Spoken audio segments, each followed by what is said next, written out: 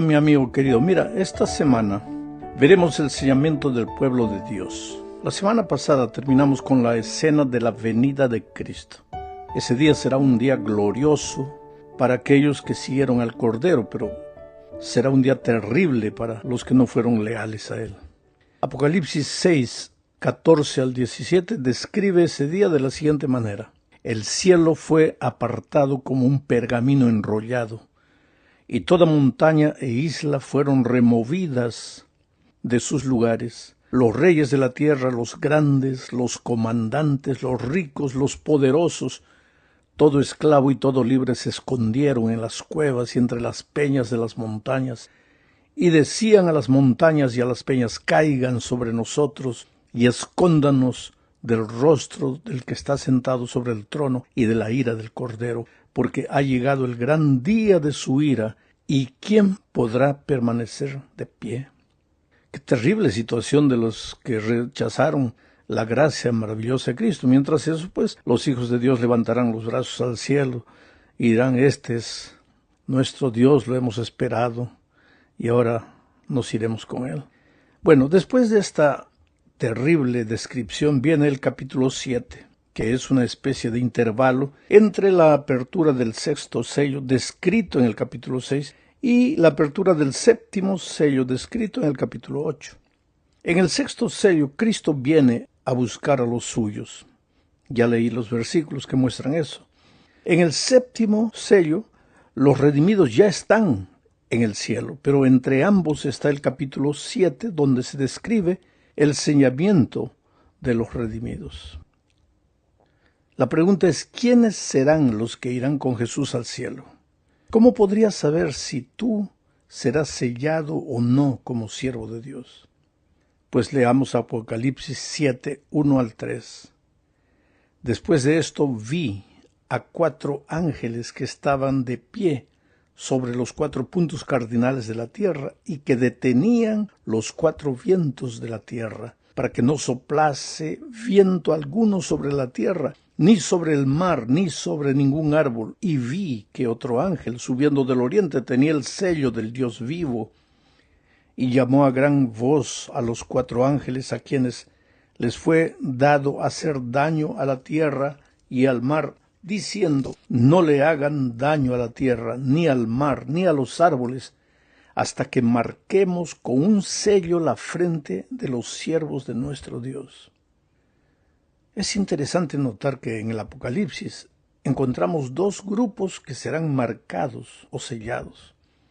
En el capítulo 13, versículo 16, el capítulo 13 es objeto de un estudio más adelante. Pero en ese capítulo el poder político religioso, simbolizado por la bestia, hace que a todos, pequeños y grandes, ricos y pobres, libres y esclavos, se les pusiera una marca en la mano derecha o en la frente.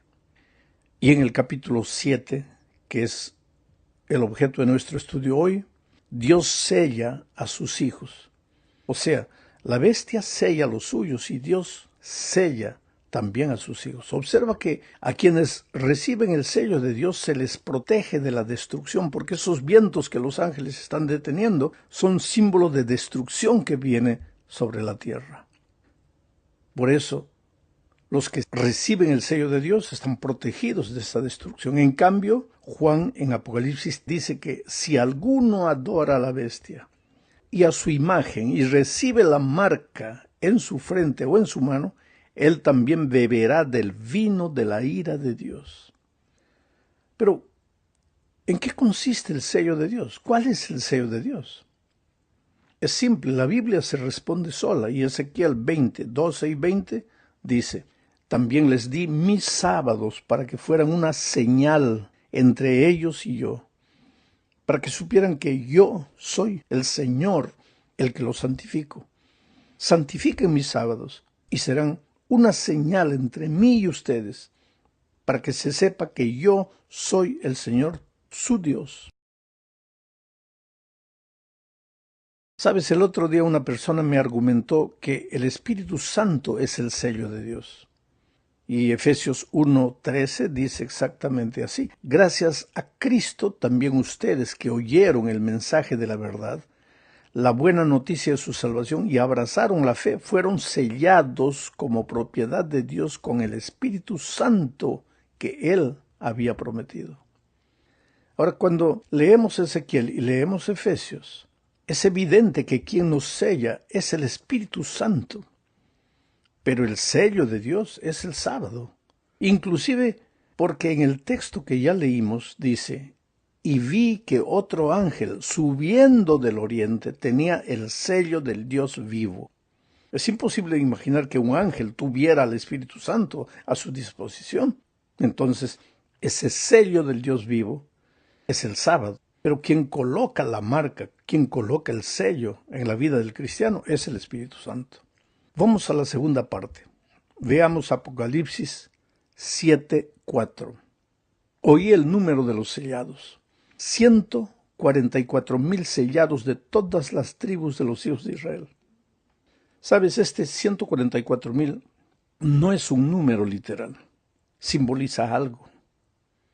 ¿Qué me vas a decir tú?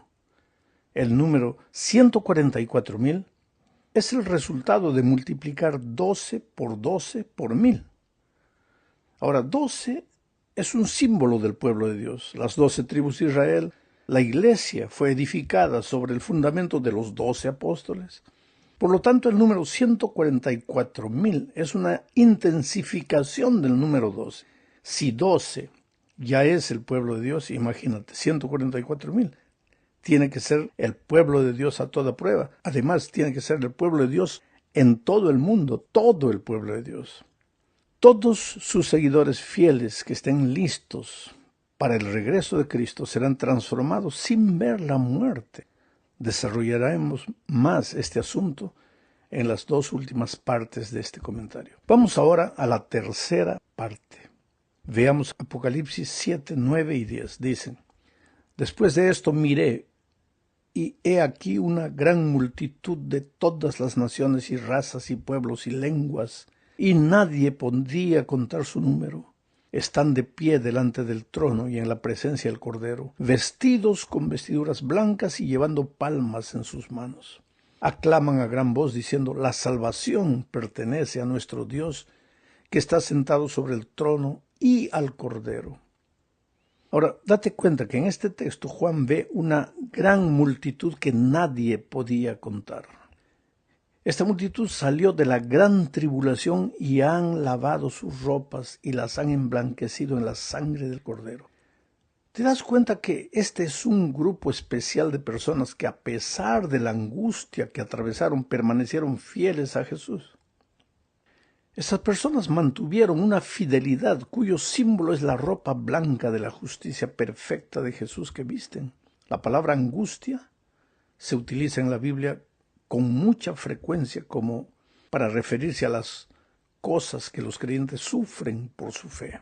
Entonces podríamos entender que la gran multitud está formada por los redimidos que han sufrido por su fe a lo largo de los siglos.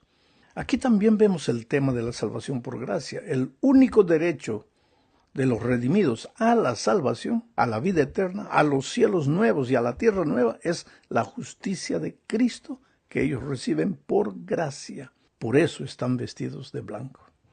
Por lo tanto, haciendo un pequeño resumen hasta aquí, los 144,000 simbolizan a los que estarán vivos en el momento que Cristo vuelva.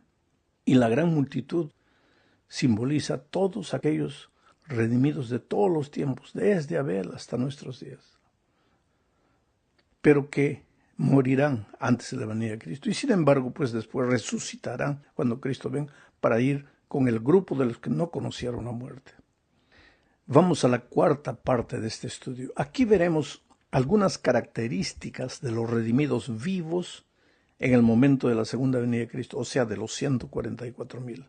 Leamos Apocalipsis 14, 1, 4 y 5.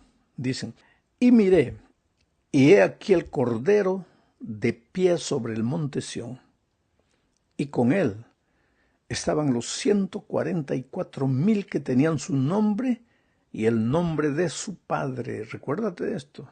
Tenían su nombre y el nombre de su padre escrito en sus frentes.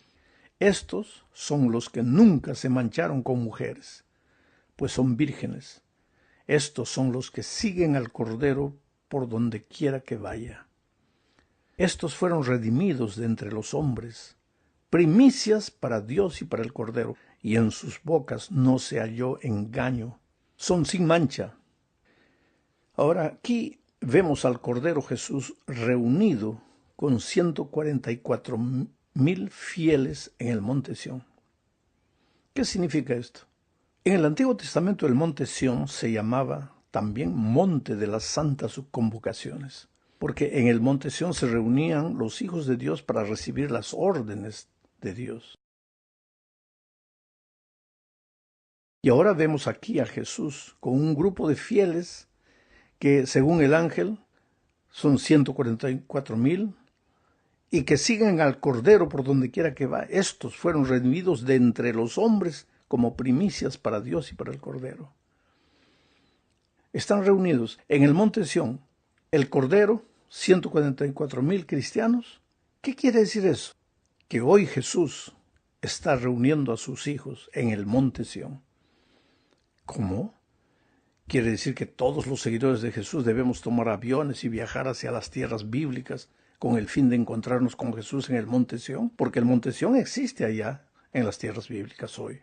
Pero no es eso lo que está diciendo. Recuerda que el Apocalipsis es un libro de símbolos. El Cordero es un símbolo de Jesús. Los 144,000 representan a los fieles hijos de Dios que lo adoran y le obedecen, y que estarán vivos cuando Jesús regrese. Y entonces, ¿qué representa el monte Sión? Porque hay que ser coherentes en el estudio de la Biblia. Si el Cordero no es un Cordero literal, sino que simboliza a Cristo, los 144,000 tampoco pueden ser un número literal.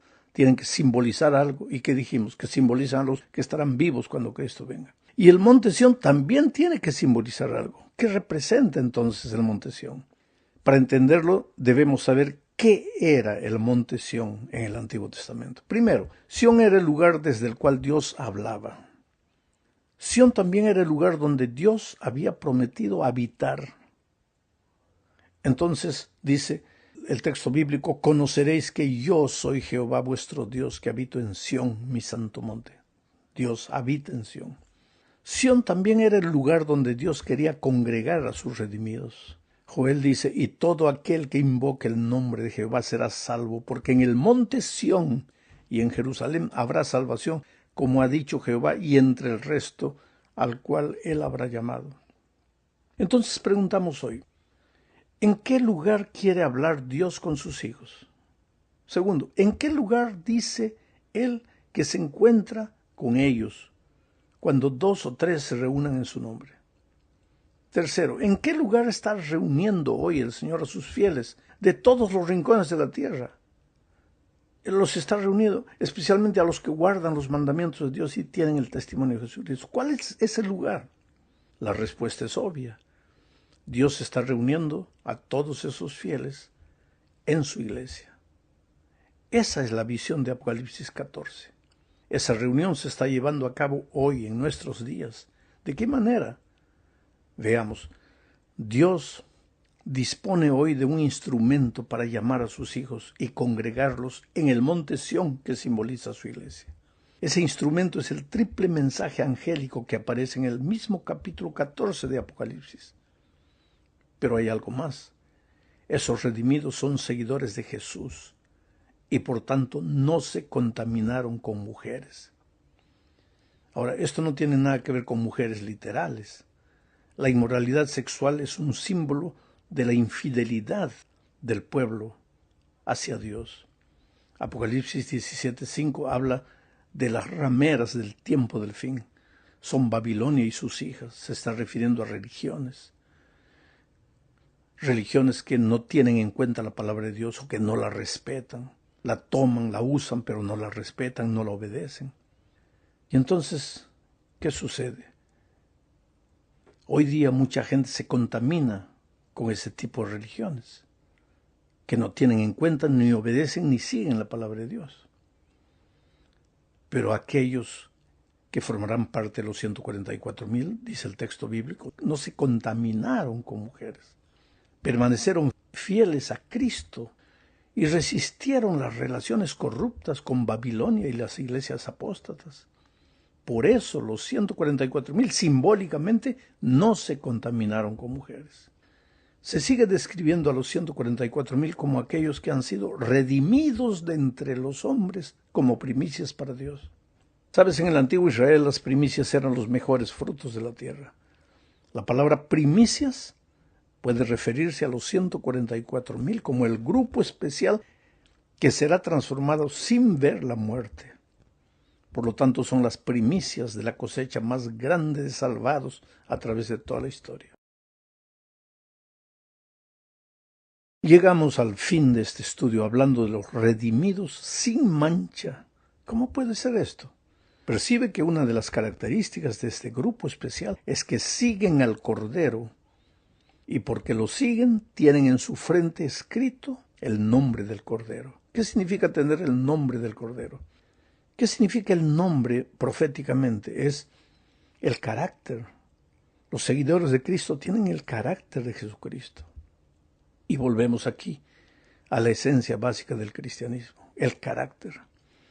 Porque cuando fuimos creados, cuando salimos de las manos del Creador, nuestro carácter era imagen y semejanza del carácter de Dios, sin mancha, no había mácula. Hoy día, después de la entrada del pecado, el carácter de Dios se deformó en nosotros. Hoy día somos una imitación grotesca del carácter de Cristo. Sí, aparentamos que todo va bien, sonreímos, parecemos pacíficos, mientras todo nos va bien, mientras todo sale como queremos. Pero cuando las cosas escapan de nuestro control, cuando las cosas no salen como queremos, perdemos la paciencia inmediatamente. Nuestro carácter no es el carácter de Jesucristo. Por eso la invitación de Jesús es: venid a mí los que estáis trabajados y cargados.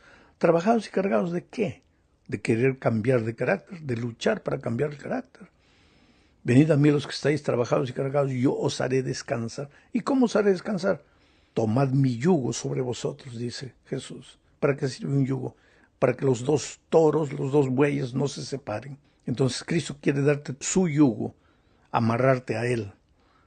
Dice, y aprended de mí, ¿qué cosa? Que soy manso y humilde.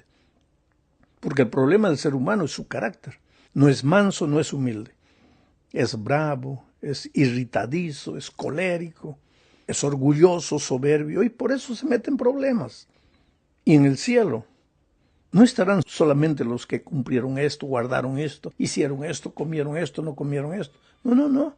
En el cielo, quienes estarán, de acuerdo a Apocalipsis, son los que hayan aprendido a seguir al Cordero, porque por toda la eternidad lo seguirán. La pregunta es: ¿cómo lo seguirán en el cielo si en esta tierra no aprendieron a seguirlo? Por eso Jesús dice: tomad mi yugo. Es decir, aprendan a caminar conmigo. Y de tanto caminar conmigo van a aprender a ser mansos y humildes. Mi carácter se va a transmitir al tuyo. Ahora la sierva del Señor dice: cuando el carácter de Jesucristo fuere fielmente reproducido en su pueblo, entonces Cristo vendrá para reclamar su herencia. ¿Por qué Jesús no vino todavía? Porque su carácter no está reproducido en nuestra vida. ¿Y por qué? Porque no andamos con Jesús, no caminamos con Él. ¿Y qué significa caminar con Cristo? Pues las tres cosas que siempre menciono: orar todos los días, estudiar la Biblia todos los días y buscar una persona para Cristo. Cuando tú haces esas tres cosas, estás tomando el yugo de Cristo, estás caminando con Cristo. Y si aprendes a caminar en esta tierra, vas a aprender a ser manso y humilde. Y cuando Cristo venga, irás con Él para seguir al Cordero por donde quiera que va. Que Dios te bendiga.